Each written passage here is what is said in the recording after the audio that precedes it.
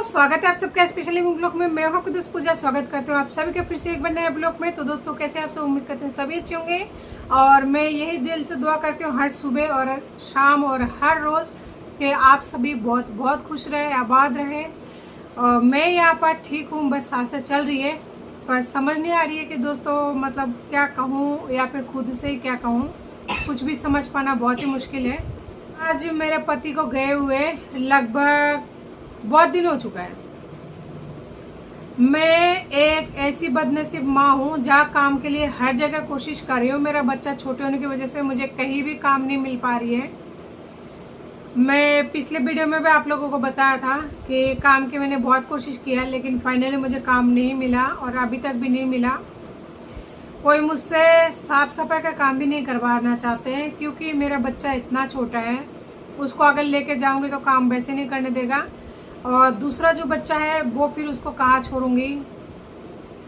एक प्रॉब्लम तो ये है, और दूसरी बात ये है कि इसके पापा मतलब मुझे जीने देना ही नहीं चाहते। वो ये चाहते हैं कि मैं खुद कुछ ऐसा करूं जिससे उनका रास्ता साफ हो जाए और वो जो है अपना इस दुनिया में अच्छे से जी सके।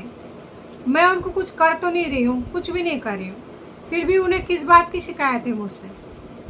इतने दिन से गए हुए, तब उनको किसी की फिक्र नहीं है। मरने के लिए छोड़ के गए मेरे बच्चों को, 2 साल के बच्चे को छोड़ के गए हैं। दूध मुआ बच्चा है जो कि दूध पीता है, और मैं यहाँ पे मतलब बिना इनकम की एक औरत जिसके पास मतलब इनकम का कोई भी साधन नहीं है। तो उस औरत के पास में 2 बच्चों को छोड़ के जाना, उनकी मेडिकल का खर्चा, खाना खर्चा, बहुत कुछ होता है एक बच्चों के पीछे। और मैं ये नहीं कहती हूँ मेरे 2 बच्चे हैं, बच्चे तो माँ के अगर 10-12 भी हो तो भी वही बच्चे ही होते हैं। लेकिन कैसे समझाऊं कि मतलब एक आदमी हो जाने से कोई बाप नहीं हो जाता है। बाप का कुछ जिम्मेदारियां भी होती है जिनको निभाना होता है। क्या वो निभा रहा है? या फिर निभा रहा है तो कौन सी जिम्मेदारी निभा रहा है बताइए? ये जिम्मेदारी निभा रहा है कि बीच बीच में फोन कर रहा है, मेंटली टॉर्चर कर रहा है, जिस वजह से ना तो मैं काम कर पा रही हूँ, ना सो पा रही हूँ, ना खा पा रही हूँ, और उस टेंशन की वजह से पूरी तरह से बीमार भी पड़ जाती हूँ। सोचने समझने की क्षमता तक खत्म हो जाती है। तो उस बंदे को इतना याद नहीं है कि बच्चे का पेट भी है, जो कि उनको भूख भी लगती है। पैसा देने के नाम पर नहीं है, खाना खर्चा के नाम पर नहीं है, और पढ़ाई के नाम पर जुलाई के महीने का आज 20 तारीख हो चुकी है। पैसा बच्चों के एडमिशन का, स्कूल का, उसका भी पैसा उनके पास नहीं है। फिर मेडिकल के लिए पैसा, वो भी नहीं है। क्या वो मुझे पैसा दे रहे हैं? नहीं दे रहे हैं। क्या उनकी फैमिली की तरफ से कोई सपोर्ट है? नहीं है। वो तो बात तक नहीं करना पसंद करते। सपोर्ट तो बहुत बड़ी बात हो जाती है। तो ऐसे कंडीशन के बाद भी यानी पैसा, रोटी, कपड़ा, मकान कुछ भी नहीं है, और उनको बच्चों की कस्टडी चाहिए।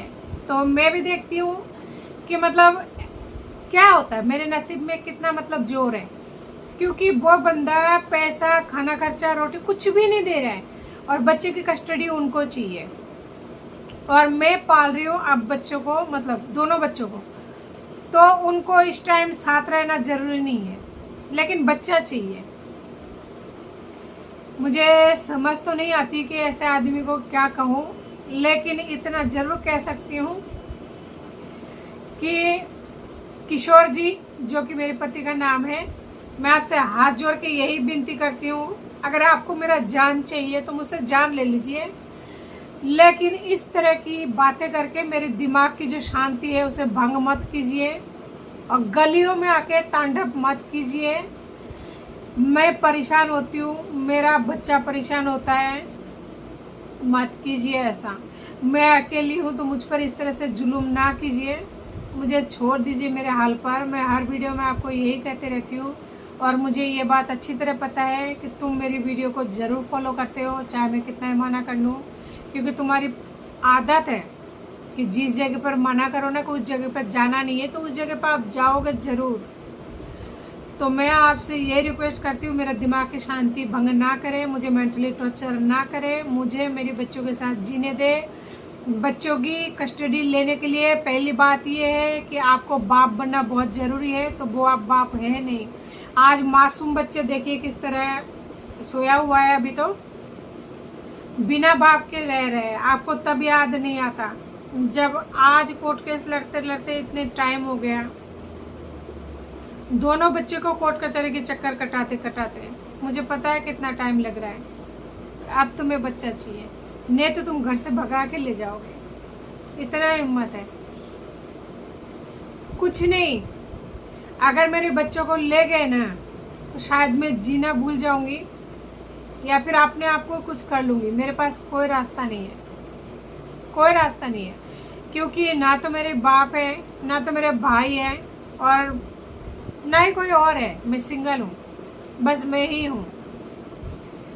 तो मेरे पास दो ही ऑप्शन है, या तो मैं बच्चों के साथ दुनिया का जो भी टॉर्चर होती है उसको झेल के, जो भी मेरे साथ हो रहा है उसको झेल के जीऊँ, क्योंकि मुझे जीने का जो मकसद है मेरे बच्चों से मिलती है। और अगर आप चाहते हो कि मैं बच्चे छीन लूँ, तो अगर किसी भी इंसान से उसके जीने का वजह छिन जाती है ना, तो उसका जीने में कोई मतलब ही नहीं है। तो ऐसे कंडीशन में इंसान क्या कर सकते हैं? एक ही रास्ता बची होती है, वो कहने की जरूरत नहीं है, आप भाली भांति जानते हो कि एक रास्ता कौन सी है। और जिस इंसान के आगे पीछे कोई नहीं है ना, लोग तो माँ बाप के बारे में सोचते हैं, लेकिन मेरा तो वो भी नहीं है। तो कुछ भी करने से पहले, कदम उठाने से पहले एक बार सोच समझ कर जरूर कर लेना।